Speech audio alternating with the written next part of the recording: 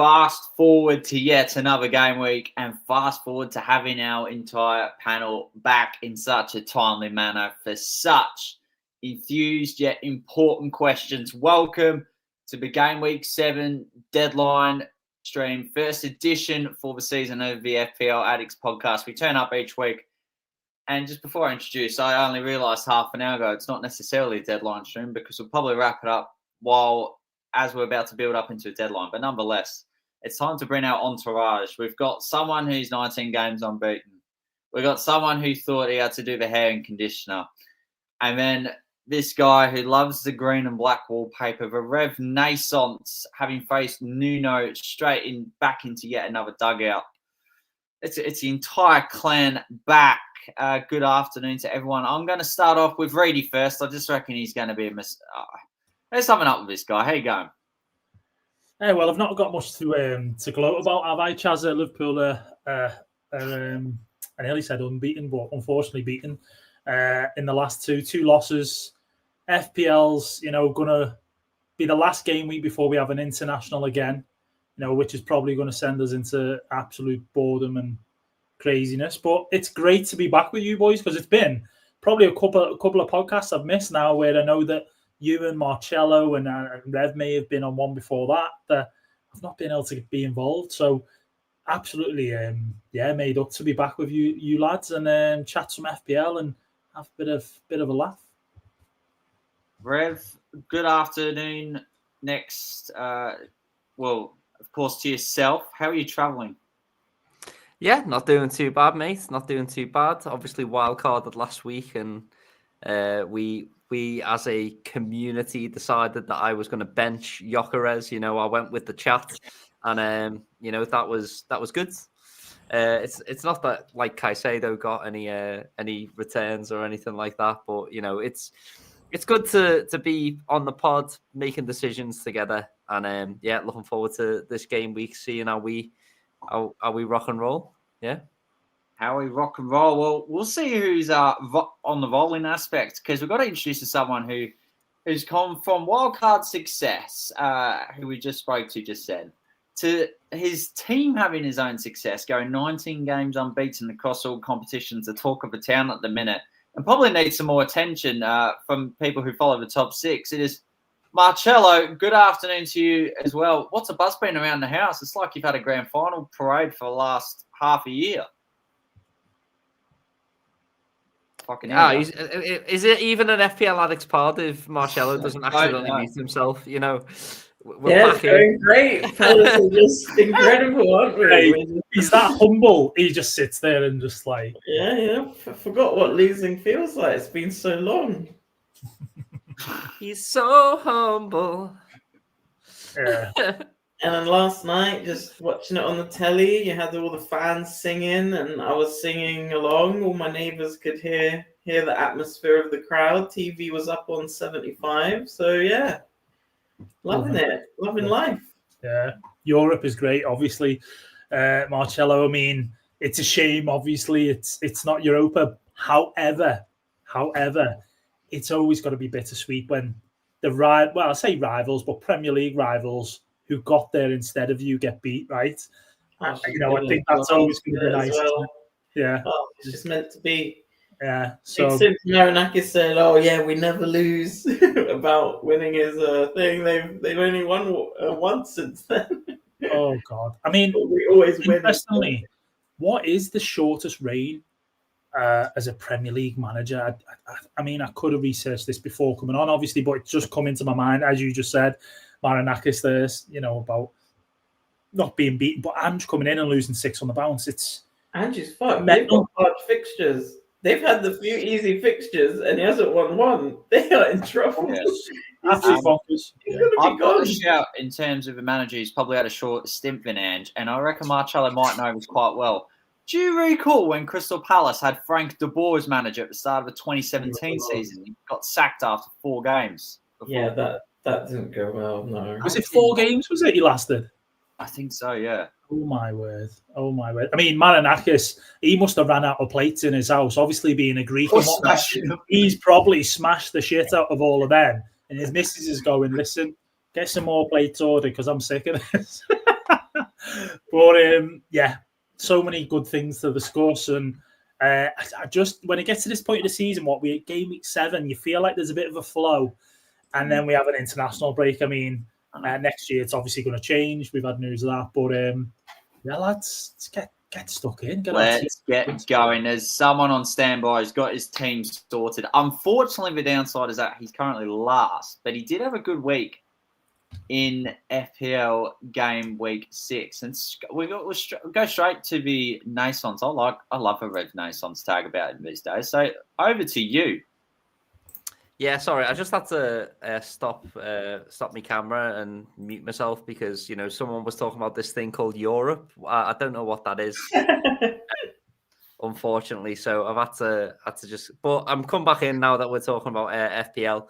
So yeah, obviously last week we wildcarded, we went all in on DEFCON, and whilst we don't have a bad score, actually a lot of the things that were predicted to happen didn't really happen. I thought Saliba was going to be back. Obviously, it was a bit of a risk going for Saliba, but Saliba did come in for the second half, so hopefully he's good now moving forward. Gabriel, obviously, kind of rescuing my game week.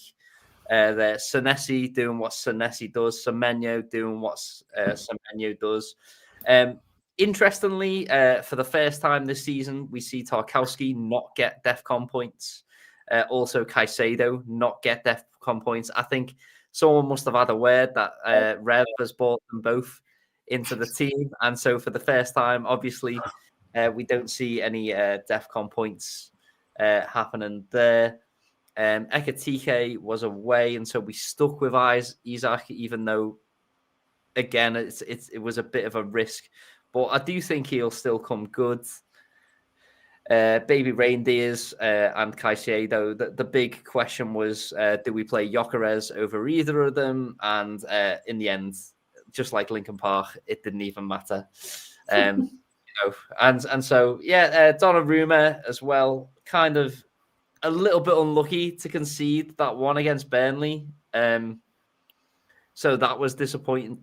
Maybe going with a Man City hope for a clean sheet was maybe a mistake, I think, possibly. But other than that, the team looks great going forward. I think I'm not even sure if there's anyone I might change from this if I could. Maybe I could have thought about, instead of going Donnarumma and Saliba, maybe I could have gone Vardiol and Raya instead and done it that way round. But other than that, I'm still happy with the wild card. Erling Haaland doing Erling Haaland things. So, and the bench there not making me regret my decisions either. But they're just there for the journey, to be honest. And going forwards, again, really happy with it. Very nice. Good score. Good team. It's quite average was 46 last week, so 71 is a good score. Yeah. I'm quite happy, obviously, because I wildcarded out of Bruno Fernandes. I saw some people wildcarding into him, and I'm not saying it was a mistake. Obviously, hindsight is 2020, but he's already missed a penalty this season, and it's basically 9 mil for someone who you hope is just going to get DEFCON and maybe a penalty. I think you could say he's unfortunate to miss 2 penalties, but you can also say it's been really fortunate that Man United have had 3 penalties as well. That doesn't happen. 3 times every 6 years. They've got Mateta, who are so good at taking penalties. Who do you think takes the next one, guys? Definitely Bumo, I reckon. Surely he has to take that next one. But yeah, so I'm just happy to be out of that team, out of the wildcard team.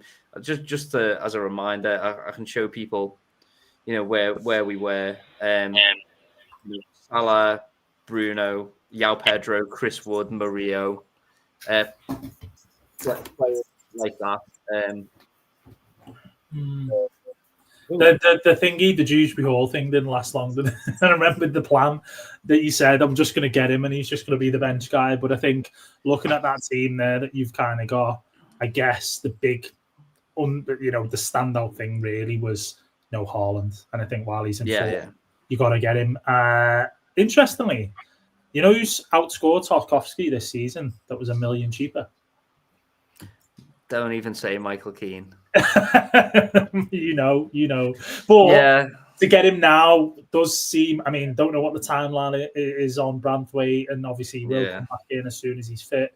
But Michael Keane, I remember joking around with some people saying, what about Michael Keane? 4-5, great way of getting into that Everton defence, and he's kind of delivered. But that's all I would say is that ultimately I think we could have maybe gone for Pope. I think Newcastle's fixtures are great. They've been solid defensively instead of Donnarumma, and then maybe upgraded a Caicedo to an Enzo, depending on when Palmer. They're the only two things I would have done different. But I think it's great. It's a great little wildcard. You've got all the money stacked in defence, Rev, which is bold. Very bold.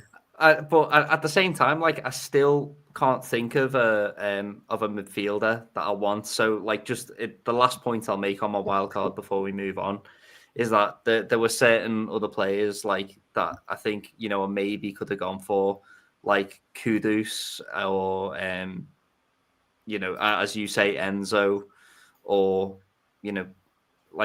all of these other players that just didn't really do anything, and it was just there for their attack and returns. I'd much rather have Reinders and Caicedo just backing up Semenyo, and then letting a 5-2-3 do its thing this season, and so I am sat here with the number 9 from Arsenal, the number 9 from Liverpool, the number 9 from Man City.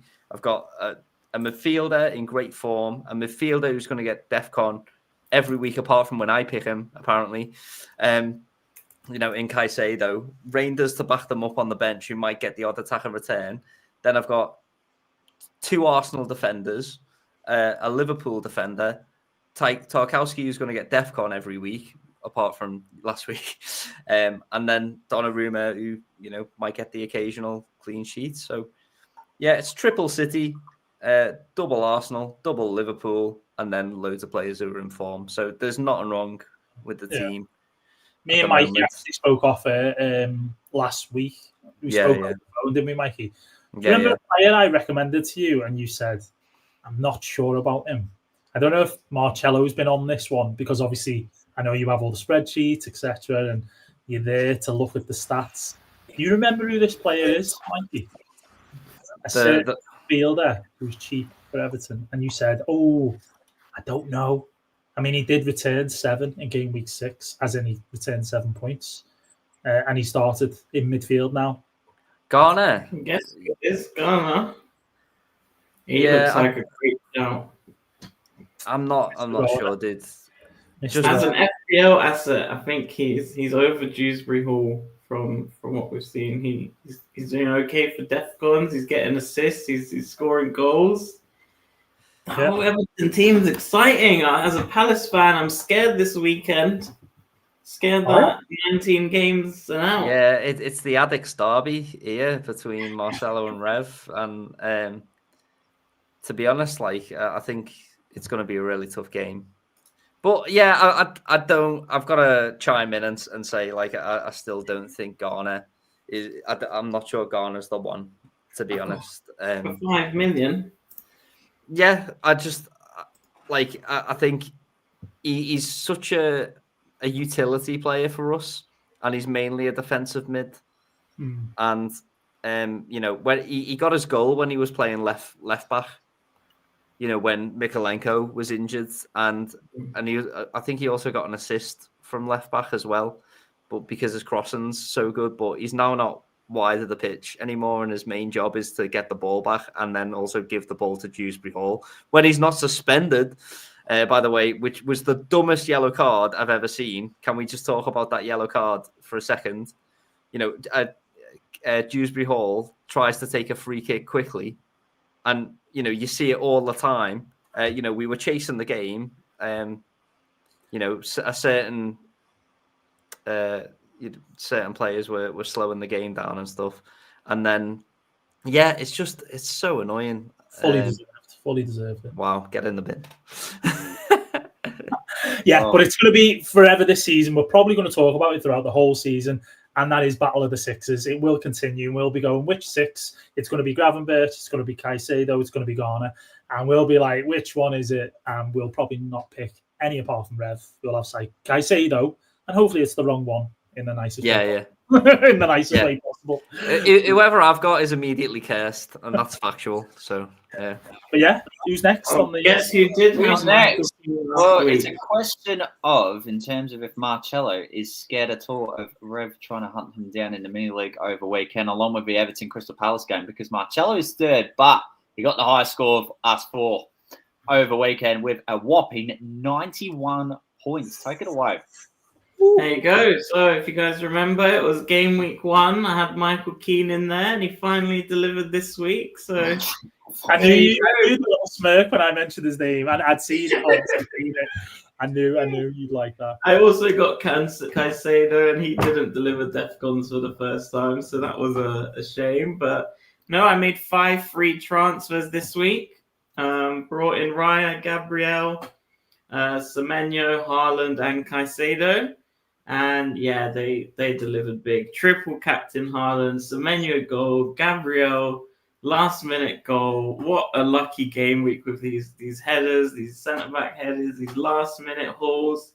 Even little Croupy Jr. getting a little goal on my bench there. So proud of him. Oh. But delighted. I think I was ranked 5 million, and I had a 3.5 million green arrow this week. So shout out to the 3.5 million people I overtook this week. Flying. Game week rank 36,000. So one of my best weeks ever. Well done, mate. Nice. Fair play. Absolutely smashed it. You do need luck. We know it's part of the game.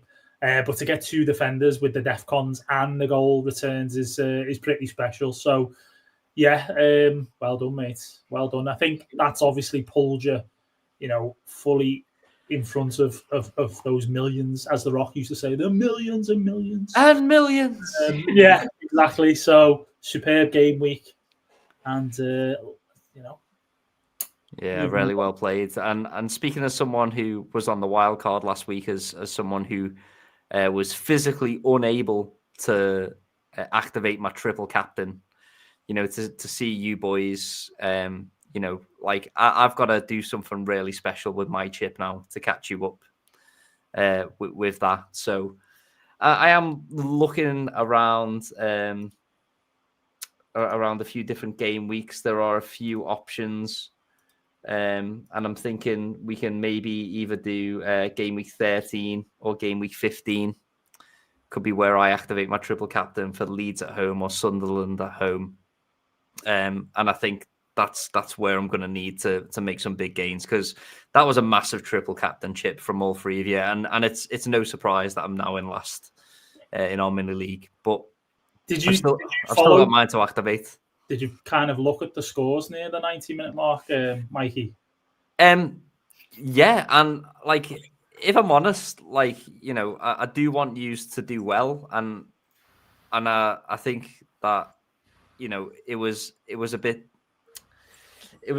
annoying for you, because I could see that he was only on the 1 assist for ages. Was it one assist or 1 goal for ages? Yeah.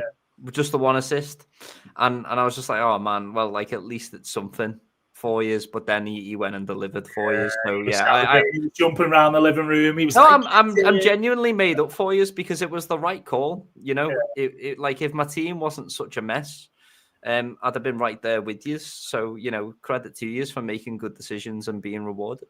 Yeah, I think that's it. Ultimately, when you hit that wildcard button, you knew that. What you were doing there is ruling yourself out of that triple captain. So, everything has its swings and roundabouts, and you've got to kind of, as you said, pick another time in the season. And thank God for us that the Nordic Meat Shield decided to deliver right at the end of the game, because it was squeaky bum time, that's for sure. It was a bit of a calamitous final goal as well. That pass back was absolutely hospital. hospital pass as well. But you know, the thing is, you've got to be there to take those opportunities, and he was clinical with his finishing, which is what he does. It's what he does. You know, so yeah, fair play. He does, yeah. Righto. Second spot, not as good as Marcello, but still good enough with a triple captainship as one of the three. Rev, having mentioned already. Now, I know people are going to talk about Haaland like he stole the show, fair enough, and carried. But look, Mukiele, Sunderland get a clean sheet. He's still on the bench. But I want to talk about Joe Rodon because he scored. What a goal. Thanks for coming. Beautiful differential. That's enough for my team. And just twos across the board. Unreal pick, well done. Yeah. I don't sound too enthusiastic, Chaza. You know, you've done well there, putting a Leeds guy in. You know, all right, you probably, albeit, you know, out of those defenders, you've got Munoz, Mukelele, and Rodon. Most people would have probably, even though it's Liverpool, played Munoz. You know what I mean? Like attacking returns, etc. But I know Rodon's been there with some DEFCON this season. But to play him against Bournemouth, fair play. You know, fair play to you, mate. Takes you can't call your shots if you don't call your shots. You know. And he's put himself out there, and he's called it. So well done, lads. Yeah, no, thank you. So Rodon has now scored 7 points in every home match this season, and he's got Spurs at home come tomorrow. So there's a decision to make on that front.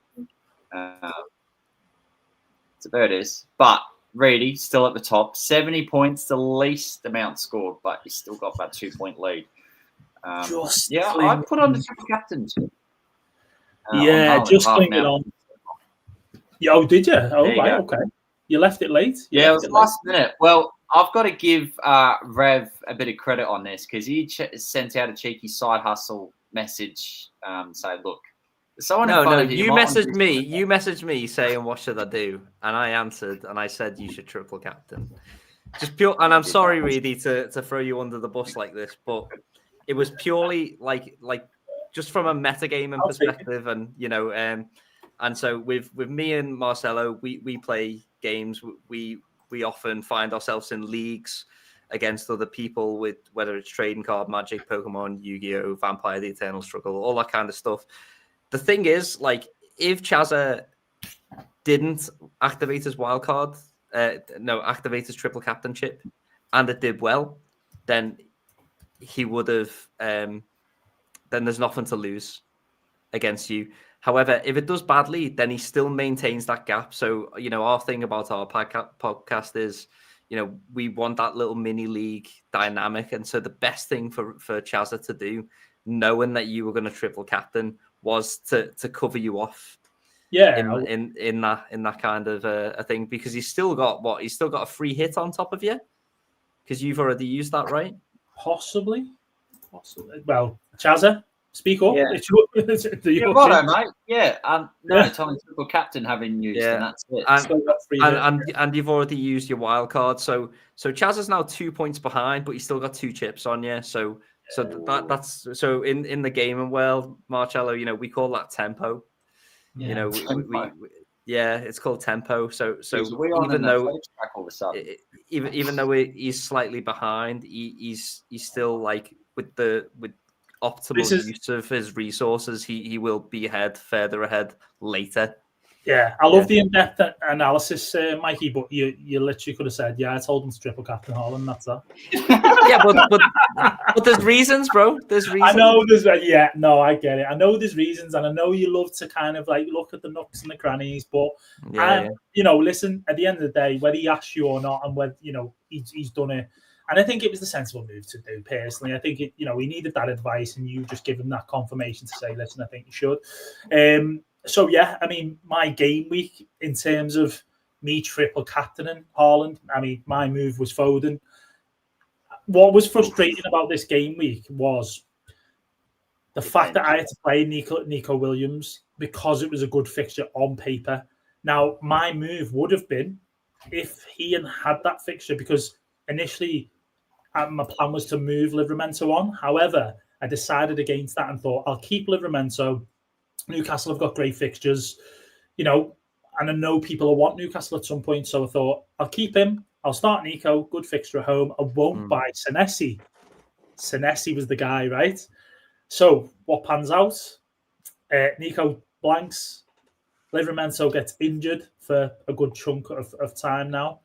And obviously Senesi returns. So, that's just the way it panned out. That was the move I would have done. The Saliba side of things is obviously stems way back to the wildcard. That should be Gabriel.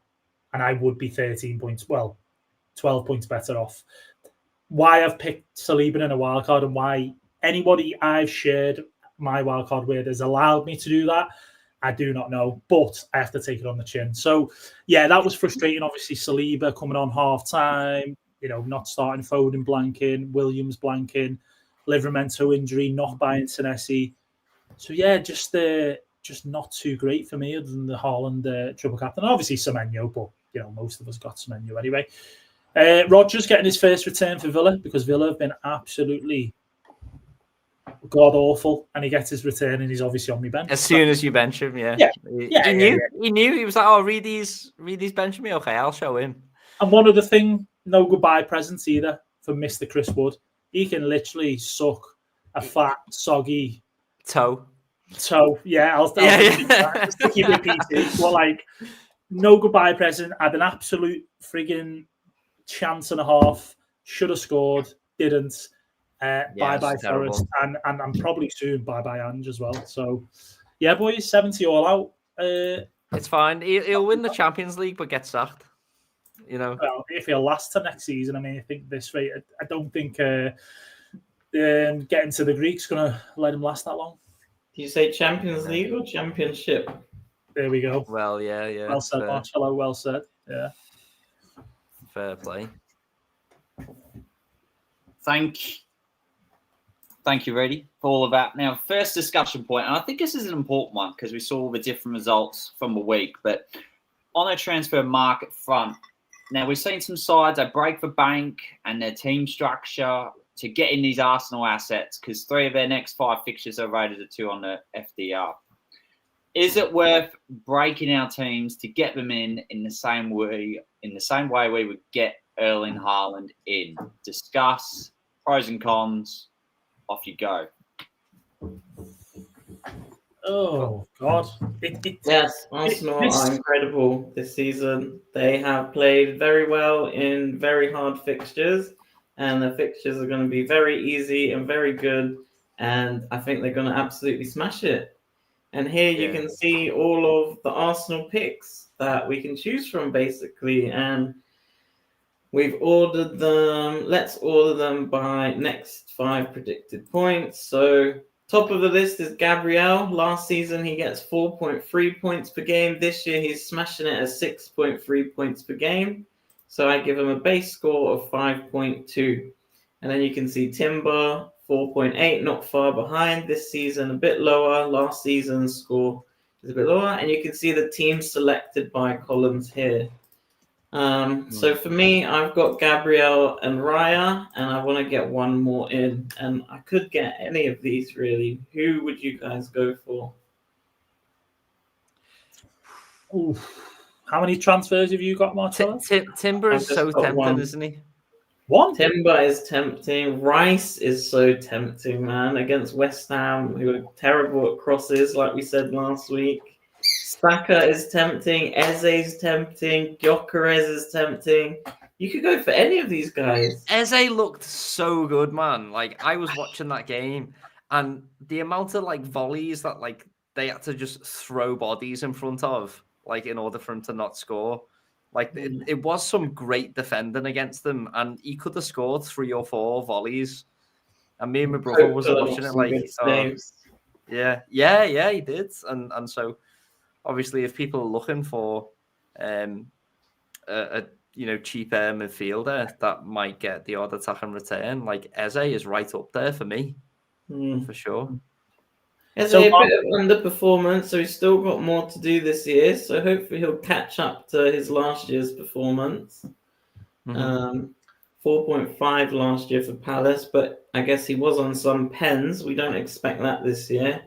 And 2.6 this year. So Do you think he'll be as good as he was last year? You know, they can't all score all the goals all the time. Yeah, I think now that the fixtures are turning, you know, we might see him, you know, doing a little bit more because they have had a little bit of a tough run of fixtures recently. So obviously, and what one to about monitor. Gyökeres? Do you guys like Gyökeres? Has he impressed you? He runs like he's got something, like he needs the toilet most of the time. I'll be honest. But, Yeah. It's difficult to say. It's a new striker coming into the Premier League. We know how tough it is for any forwards. That pressure of goals is just, it's a lot harder to score, as we know, than it is to clear a ball into the stands or Rosette. But if I'm going to pick anyone, Marcello, I'm not going to mess about. I think straight to the point, it's probably Saka. I think Noni out. I think Saka's going to go up tonight. I think he's under 10 now. And I think ownership-wise, I don't think he's very highly owned, is he? If you can afford that move, which I'm going to guess you can, otherwise you wouldn't be giving us the full list. Is, you know, for me, it probably would be Saka. He got a goal on in the Champions League. 6% for Saka. Gyökeres is 26. Yeah, and that's before all the transfers today. There we go. Saka, I mean, look at the ownership. That could fly. Is Saka going to be on pens over Gyökeres? Boys, I mean, Chaza. So there was an interesting moment, wasn't there? Because there was something that went to a VAR check. Now, you see teams do this all the time where someone has the ball while the VAR check happens, and then they pass it to whoever's really taking it, because, you know, whoever's holding the ball, someone starts like proper mouthing off in their ear, trying to put them off and whatever. Yeah. But before, you know, the goal, before the penalty decision was overturned, which, by the way, was fully correct. What? No way! That was a penalty. It was not a penalty, in my opinion. Anyway, we'll talk about that in a second. But my point is, Saka had hold of the ball. Okay, so this is for the Gyökeres one. I thought you meant the Gabriel. Sorry, for Newcastle. I've not seen the Gyökeres one or whatever. I've still not seen that. But Saka had hold of the ball, and it looked like Saka was going to take it. I think it is Gyökeres. I think it is him. Lesnar. He is literally just a bulldozer. And I think as well, what you got to think is, if you are the main striker at a club and you're really good at penalties, but not so good at scoring from open play, most of the time, the players will want to give you that little bit of confidence and kind of go, take the penalties, own it. You know, you get your penalty and hopefully that gives you confidence during games as well. But, you know, that could all be a Fugazi. And never know. I mean, I'd say that before he came in, Victor, it was the whole Odegaard Saka thing, wasn't it? The little bromance. I remember. After you. Yeah, it burnt me. It burnt me bad because the other season I had Saka captain. I'm sure I did, and he give the ball to Odegaard. I remember that. Yeah, it fumed me. So, I mean, if you're weighing this up with penalties and that's your deciding factor, then you have to go with Gyökeres. But I just think Saka coming back, it's just so appealing for me with his ownership and Noni out as well, as we said. I think maybe Martinelli or Trossard can come on the right, don't get me wrong. But, yeah. Reidy, I want to ask you a question. Is it worth, for example, taking Mo Salah out to bring such assets in and then distributing those funds?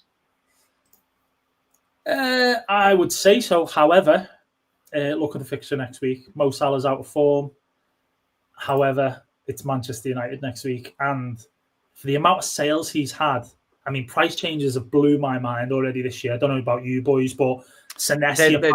They don't make sense. Senesi might be going up again tonight. It's crazy. And obviously, Semenyo's had massive price rises. Haaland has gone up, I think, twice, maybe 3 times. Salah has not had a drop yet, which is bonkers. Consider how many have sold him. However, back to your question, Chaza, would you sell Salah to be able to fund kind of what we're basically saying is Arsenal's great fixture run? Short-term answer is yes.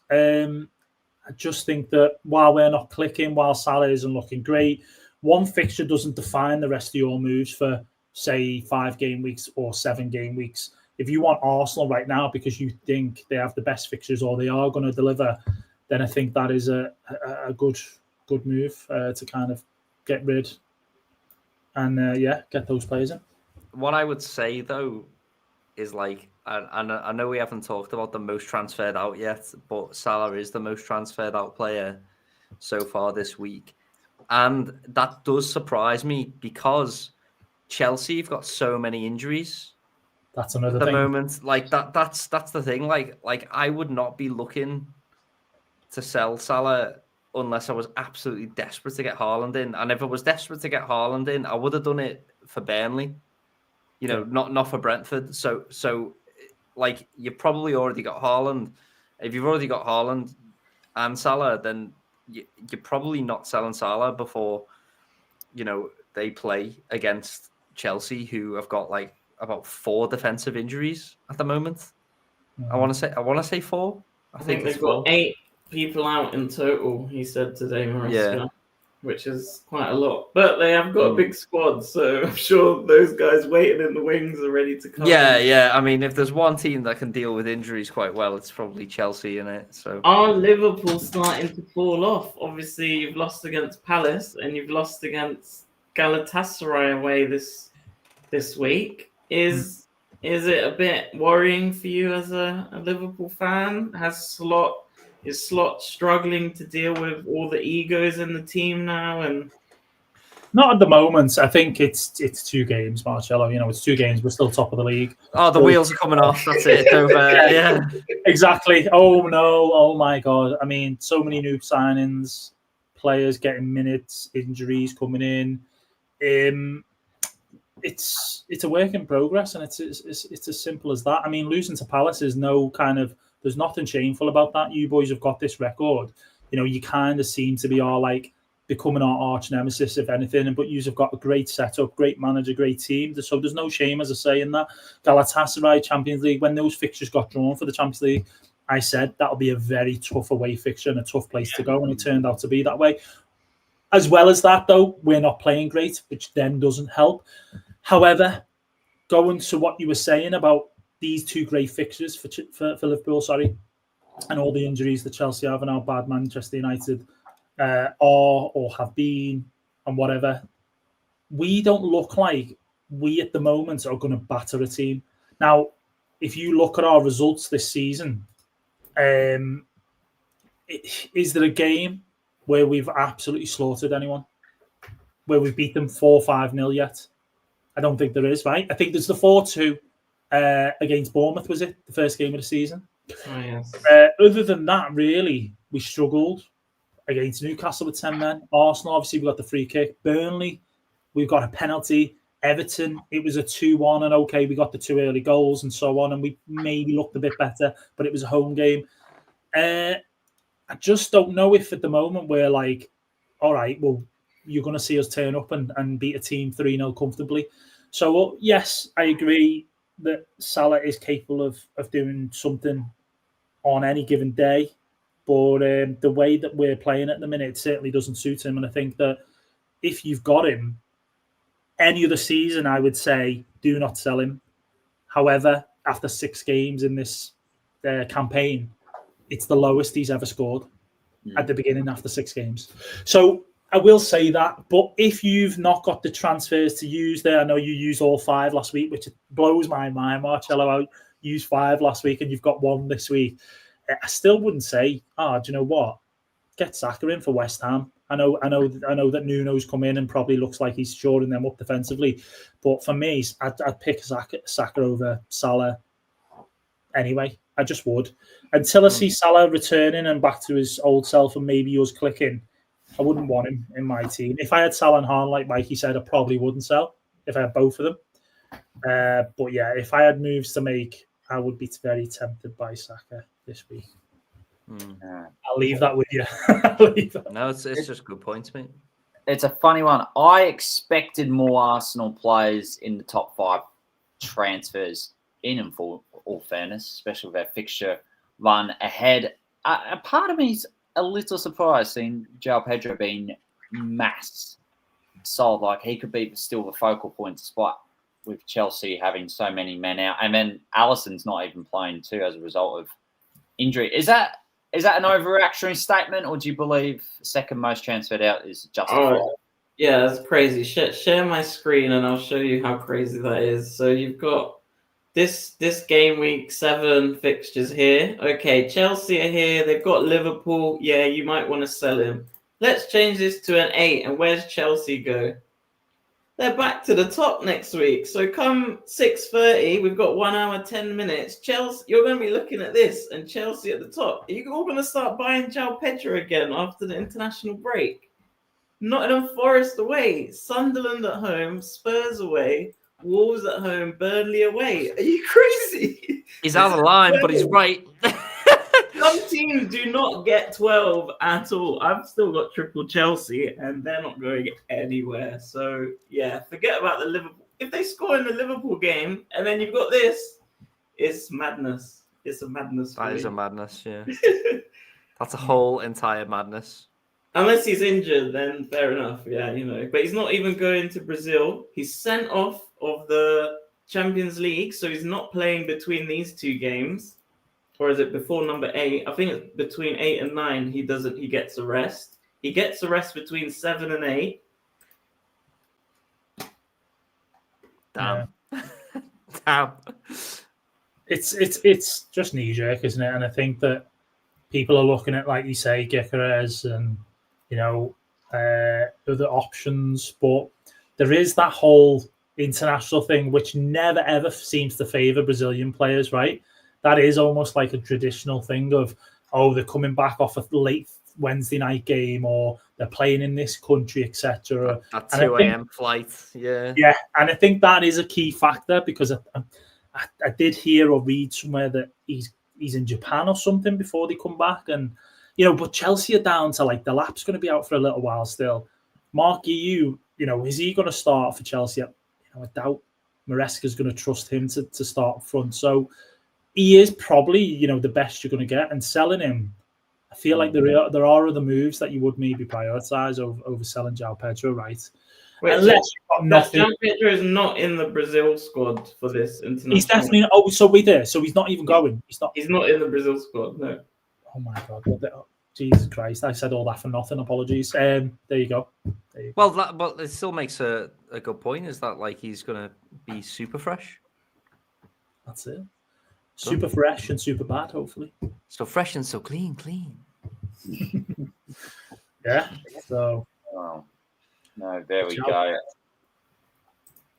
We've got loads of comments. We may as well say hello to everyone. I'm sorry for having waiting 43 minutes. I know it's shocking, but as per usual, big part of this pod and for every episode. Miriam, good afternoon to you. We've got Maudley Obese Cat, who reckon oh Lord, he coming.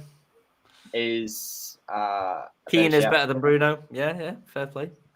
Interesting question here from Hershey, which I think Marcello would have answered, saying starting Enzo. Udkash, thank you for tuning in. We appreciate it. Colm, as per usual. Saying hi to Miriam before he says hi to us. What's going on? I'm joking. When's his free hit with wildcard 13 and bench boost 15? That's a great shout. Gyökeres, as we mentioned before, is the jury's still out on him, according to some. And Colm also says that Pedro may need to play as a 10 again. Well, we've spoken about fixtures. Marcello is already thinking a month ahead. But usually in FPL, let's just focus what's in front of us. So let's go straight to the fixtures. And what is intriguing, I know Reidy and I mentioned this in the back end of last season, is that we've probably got more Sunday games than Saturday games. And this is going to kick on for a good amount of occasions this campaign, as a result of a lot of sides partaking in Thursday night football across such European competition. So as per usual, the drill, trying to pick one game which may stand out to you and your core, or from an FPL as per se. Marcello, I'm going to roll the dice with you first up. What is tickling your pickle? Yeah, so Arsenal, West Ham new manager kind of makes it a bit more interesting. Will Gabriel start? Is Gyökeres going to get a rest? Is he going to play? Who's going to start with Saka? Is is Bowen going to come after I've decided to pick Gyökeres over him and wipe out my double Arsenal defense clean sheet? That's going to be a big game for me, I think. I don't know if I should go Gyökeres or Bowen, and I've got an hour to choose. You know what the simple solution to that is, though, don't you, Marcello? Flip a coin. No, don't pick either and just go Saka. Or I could flip one of these Pokemon coins for you right here. Very nice. Oh, okay. Wow. It's a little Mew. Yeah. These Charizard, the Ray, or the Pikachu. Oh, that is sick. Okay. You know, and that could decide the fate. But the alternative to that is Saka, because then you don't have to pick Bowen. The thing with Saka is I have to sell Anderson. I don't have the funds to do King to Saka, and I kind of need to boost up my like bench. Yeah. So if I could do King to Saka, I'd probably do that. But I think Saka is not going to be on the table, so I have to sell Krupi to a striker. Wait, isn't that the move you made last week? You brought Krupi in. No, Krupi's been there since Gameweek 1. He's been there. Krupi's been a mainstay. Yeah. Okay. Yeah. So I wanna, with all these doubts, João Pedro might get a rest. Gabriel, I kind of need to get more of my bench upgraded. So it was Watkins last week you got Watkins went, yes. Oh, who returned just like Roger. Yeah, but it's fine because Haaland did the madness. Did the business. Did the business. All right, don't go on about it, guys. Go on. So fixture-wise, you've gone for... Did you go for the Arsenal West Ham? Arsenal West Ham, yeah. Reidy, what about yours? What are you thinking? Oh, God. I almost forgot for a minute. There's a frigging Friday night game tonight. There's a game tonight. Don't get caught out. Well, for me, oh, my God. Ooh, a lot of weird games this week. I'm going to pick... Rev, if you got one. No, wait. I'm going to pick tonight. I'm going to go for tonight. Because... I'll tell you why, actually. Tonight. Tonight. So basically, Fulham, I mean, I don't know what the situation is on Jimenez. However, they may not have a striker because Muniz is out. I know that Marco Silva gave his presser on yesterday. And it looks like basically that they've not got Muniz. Jimenez is a doubt. So I don't know who they're playing up front for them. Obviously, we know Bournemouth have been great this season. Semenyo is in a lot of teams, very highly owned. He's done well, top point scorer. And there is another Bournemouth player for me that I have maybe put into my team. So that's the game for me tonight. It'd be interesting if Bournemouth can capitalise on Fulham's lack of strike power, unless they just obviously put Adama Traore on and he vasses them up. Yeah, just get his oily arms in there and just, slips about, a couple of goals off his backside, and there we go. But boom. All the Fulham, Bosh. Rev, what about you? What do you reckon? I think it's for FPL managers out there still long suffering and greatly demotivated with Bruno Fernandes in the team are going to be looking towards that Man United game as a last possible saving grace opportunity, because they are suffering and I feel for them. I also saw a pretty crazy piece of information, and I'm not sure if it's true, but apparently the reason why they're not sacking Amorim as of yet is because if they wait until November to do it, they don't have to pay his £8 million sacking clause.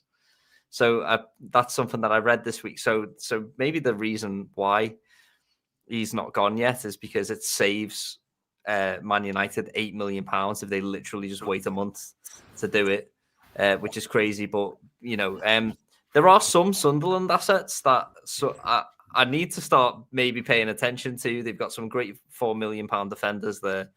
Cunha needs to do something. Bermo needs to do something. Fernandes needs to do something. And if they don't do anything, then I think as soon as they sack Amorim and they bring in, I don't know, like if I was Man United, who would I bring in? I think I would genuinely bring in Marco Silva from Fulham. I think that's a good shout for a manager for Man United. That's who I would pick. And as soon as they get him in, they can play some attacking football again. They can be on our radars. But yeah, Man United, Sunderland. Let's go. Great shouts from all of you, especially from you, Rev. I reckon, that doesn't wouldn't be going under the radar this week. Okay, mine is going to be Chelsea against Liverpool because Chelsea have a stack of players out. Liverpool had their best player from last weekend now out in Alisson. Who they've got? Yes. Chelsea is shooting shots. 3 of their last 4 games in all competitions, Chelsea have had a player sent off. It's chaos. I think it's going to be bonkers at the bridge. So that is my game of choice. 4 different games. What I love to see on this pod. And what we also love to see is how we're going to prep our sides heading into the coming game week. And now I reckon is time because we've got decisions to make. I've got 11 decisions to make, to be honest, because am I backing my team in case a bus crashes? We shall see. Now, we've got this guy's team on standby. He is ready. He is raring. He's probably going to take a good chunk of minutes like he usually does. Let's take it away, Renaissance. Off you go. That's my team. There you go. No changes from last week. Just rolling the transfer. We've got what?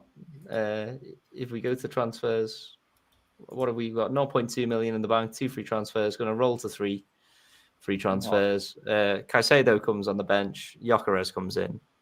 5-3-2. Defcon or glory.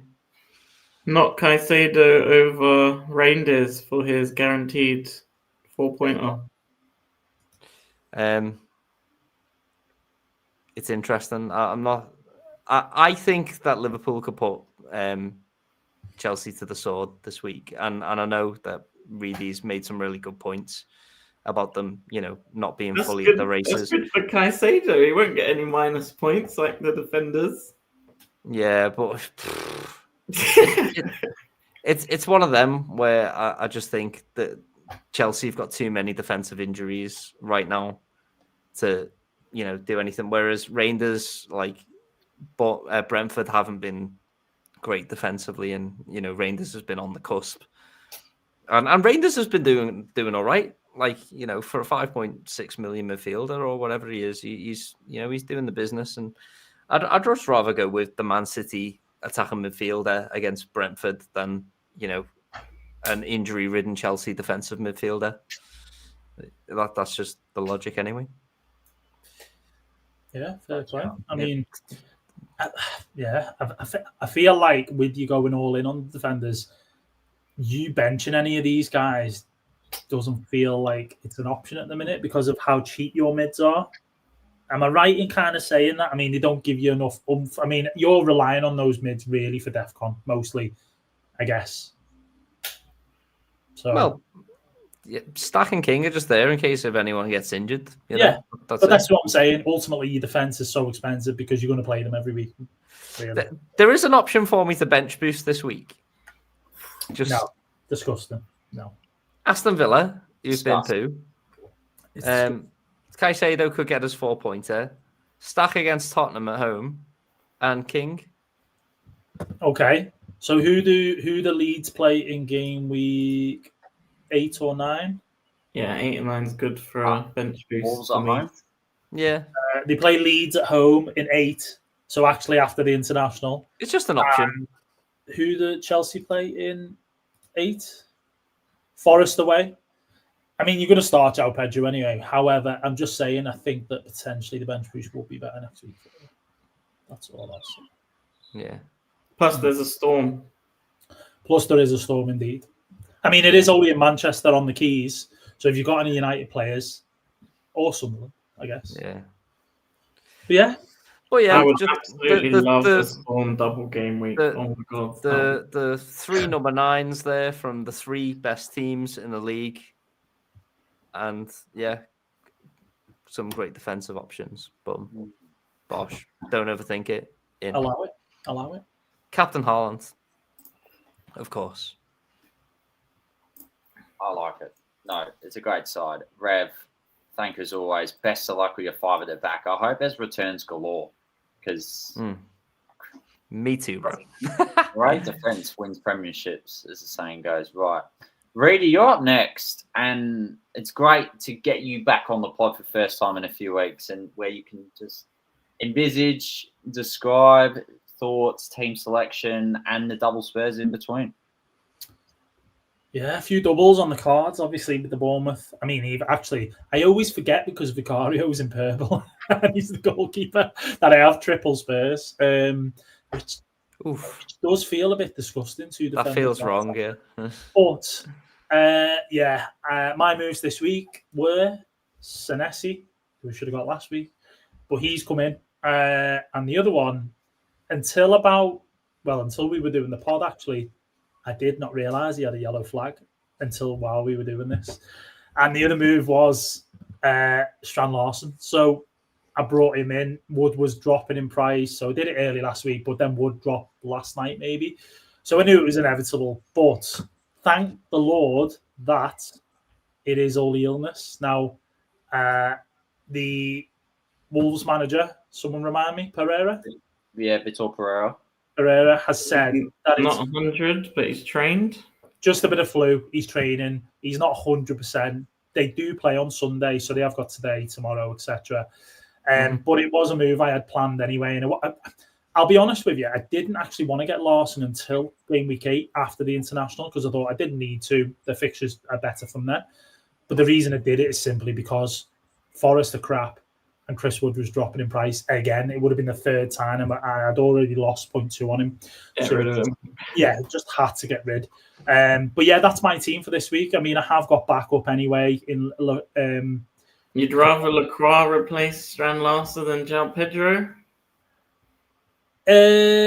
What do you mean? As in start Maxence or? No, as in if Strand Larsen's out.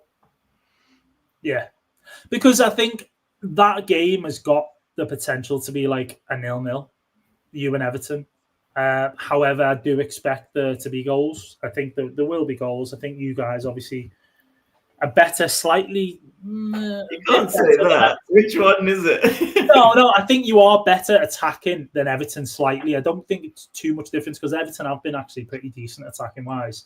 But it wouldn't surprise me if there's like defense cancelling out attack in this game. You know what I mean? And like the DEFCON side of things, as you say, you are quite solid, Everton are quite solid. So I would put Maxence there over João Pedro. Also, I can never get away for as long as I've played FPL team bias. So João Pedro is there simply because he's playing against us. I was going to say that. So yeah, exactly. So it's always going to be Maxence there. And if Larsen doesn't play, I get Maxence. If it ends up 0-0, cool. Maybe I get a return from him. Who knows? But I think the team pointer like half of the other defenders this season.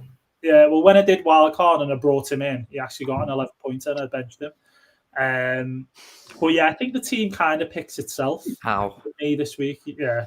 Rodgers has got to start because it's Burnley and it's the last probably game week. I might keep him an extra one. And then Foden didn't return last week, but he's got a good record against Brentford.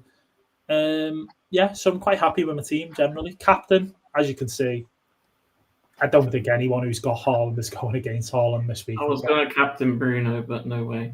Oh, yeah. Don't do it to yourself. Not today, Satan. No. Yeah. So game week 7, I'm ready. Yeah, Ready, good team, different dude. Formation, different shape, but it's the dynamics of this game what makes it so exciting. Right, Marcello, you're going next because I'm saying my best for last. I'm not saying it's the best. It's just that I actually need your guys' input into what I should do for my team. But Marcello, you're the breathing space in between. I don't know what to do. I've got 5.1 million in the bank, one transfer. So Groupie can be. So either I roll and do this. Who is the problem in this team? You know what? Firstly, before we get onto that, Marcello, we can't do anything about it now. However, last week when you made your 5 threes, was that not to fix any issues that you had, so therefore you didn't have issues this week? Or the original plan was always to just go Groupie to Gyökeres, but I'm hesitating. And also, who do I bench if I bring him in? I'm not even happy about benching Collins. I think he's due a goal very soon.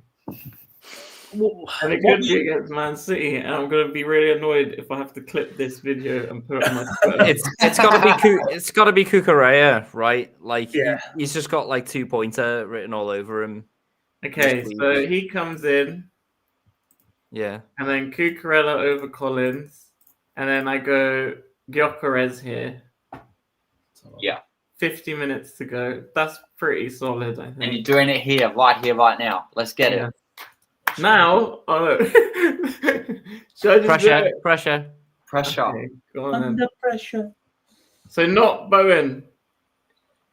Let's just. I look don't at the think we've data. seen enough, mate. I don't think we've seen enough. Hey, let's Krupi 5.1. Bowen is at the top. His ownership is 6.3%. He plays You're going okay. in. Arsenal, then Brentford, Leeds, Newcastle, Burnley, Bournemouth, and then our wild card. Or we go Gyökeres, who's all the way here, 26%. So there's going to be a lot of people up against me. West Ham, Fulham, Palace, Burnley, Sunderland, Tottenham, and then our wild card.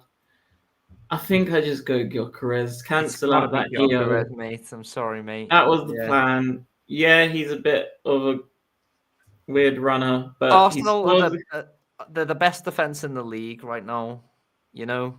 If he gets a rest, then I've got Cucurella and There's an alternative pick for you, Marcello. Baltimore. Yeah. He's amazing, isn't he? I really want to go there as well. But There's an not the alternative best pick fixtures. because Wiss is injured. He's out. Oh, it's so good. It's so good. It's Ange, right? And they're at home, Newcastle, obviously. Oh, it's so good. If you could pick any free defenders, if you guys had unlimited budget, who are you going for? Which free? On a wild card this week. Well, I guess Chaza's going to decide soon. So this will help Chaza as well. Saliba, Gabriel, and Timber. No, strikers. You did say defenders. You did say Oh, defenders. sorry, strikers. Right. And any three. I'd pick Haaland, and then I'm not sure who. I thought you were going to say your three. Haaland. I think Walter is a really good shout, but I think I just like the solidity of having, the Liverpool number 9 just there and having. I think not only Gyökeres. that though. It's the fact that Gyökeres could be on the penalties and he kind of sways over. Baltimore, that we saw that. I don't know if this is like set, but Gordon took both penalties in midweek in the Champions League. Yeah. Oh, that's clear. So, I don't know. If he was on pens, he'd be on incredible. Baltimore 7.1, 4%. So value. Yeah, the value and the percentage. I think this 6%, 4% is a bit too risky. The fixtures aren't so green. Let's just do Gyökeres. That was the plan. He's rising tonight. There's a lot of price changes tonight, by the way, boys. A lot of rises, a lot of drops. Okay, so back here, Gyökeres. There he is. Life transfer. There he is. He's done it. There we go. Let's see him fall over his own feet this weekend. Smile. Okay. 3, 2, 1. We're done. That's it. No.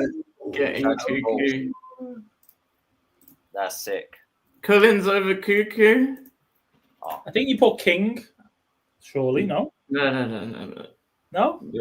No, these guys can get 17 points. I'm not happy about playing 3 at the back. My Twitter's going to destroy me for this. Yeah, the DEFCON guy is literally no more DEFCON. What the hell's going on?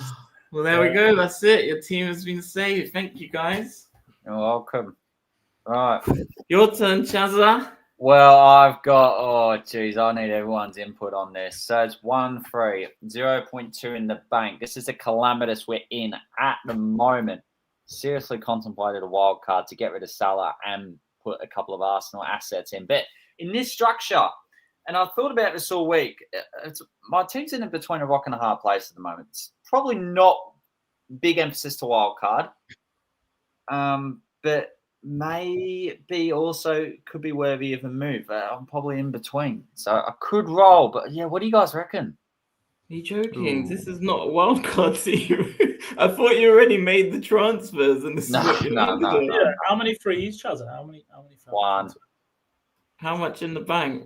0.2. Who are you not happy about apart from Sells and Wood? Can you go Wood to Walter Marday? Can you do I that? thought about it. Mate, there's your move. There's your move. Yeah. Who would you bench? That's your Chris, move. it's Chris Wood all day long. All day long. It's not even close. Wood to You Walter reckon? Marday and just don't even think about it. Yeah, It's not even close. it's not even close, dude. Okay, so if Voldemort comes in, who's the magician that makes way? Well, that's what I mean. Rodon. Oh, but he scored 7 points every home game. Get some respect into budget defenders, Reidy. Come on, mate. I don't know. It's got to be Rodon. Yeah, he's not. I don't. I'd drop Van de Ven over Rodon. No, probably Would not. you? Yeah. Fair. No. Well, that's valid though. But like it, Maybe Munoz just scored for Palace yesterday. And Die or Rangers, probably and Die or Rangers. You can't bench and Die. He's on pens. Not Rangers. And probably. You've got so many players who play each other, Chaza, this week. And Die's got like DEFCON potential as well. Like he defends from the front so He's well. Brilliant, isn't he? Not against Palace though. Is he going to score against Palace? Probably the mighty Palace. I don't know. I've been avoiding talking about it because I'm scared shitless, mate. I'm like... How much have you got? 7.6. Oh, just do it, man. Easy. Done. Yeah. That's so differential. It is. You could bench João Pedro. You could, but Chaza's not Van de Ven. I was joking. Yeah. No, well, Chaz has already nailed his colours to the mast in terms of like the Rodon propaganda he's been putting out this week. You know what's interesting as well? Chaza being 2 points behind me. We've only got 4 players the same who are starting. Ooh, baby. Yeah, And I've got double Spurs defence. He's got 1 Leeds guy and a Burnley. Oh, disgusting. It was what he is. Disgusting. That Walton pick is so naughty. It's so naughty. This is reminded me of a couple of seasons ago where what was the Newcastle attacker that Chaza went for while none of us did? The 5 million guy. Huh? Jacob Murphy. No. Wait, who was this? Say again, Mikey. There was a Newcastle attacker that Chaza went for, and we all didn't, and we laughed at him, and then he started smashing it. Not Harvey Barnes. Not Almiron. Almiron, yeah. Miggy. This is his Miggy moment. And nice. He kind of looks a bit like Voltamada, just if his trim was a bit, you know what I mean? It was a bit yeah. A bit shorter. You know what I mean? Got the look, Chaza. Yeah. Is there a kid on his head? No, joking. Right. Do we have a leading agenda? You bet we do. Because for armband choices, okay, there seems to be a lot more than we possibly anticipate. Hang on, this is not my script. This is my bloody tax invoice from last year. But Erling Haaland is away at Brentford, and he's delivered 9 points or more in 5 of his last 6 outings. He's 28 shots, 27 shots in the box, 13 big chances created, are all league leading totals. Go against the Norwegian Shield if you wish. And also, the Bees have conceded 11 goals in their last 6 matches. And the only sides who've conceded more are those who are going low. Apple bottom Gene, that's a relegation zone. Mo Salah away at Stamford Bridge. He got a rest midweek, didn't quite fall asleep. Chelsea have had a player sent off in 3 of their last 4 across all competitions. Alongside Antoine Semenyo, he's top in terms of equal for most big chances involved so far, despite the backlash the Egyptian has received, but rightly so. Bruno Fernandes, so penalty master, loves missing them, loves getting them saved, and also loves scoring in the last minute. He's delivered 10 points in his last 2 outings at Old Trafford. He's also created 16 chances this season, which is the second best of any player in the league. Ollie Watkins makes this list despite being gun-ho and dry for the majority of this first 6 weeks. He's back on the board. for getting his mojo back with a cheeky goal against Fulham. And he's got yet another home game against Burnley, in which the Clarets have conceded 18 big chances, which is more than any other side in the league.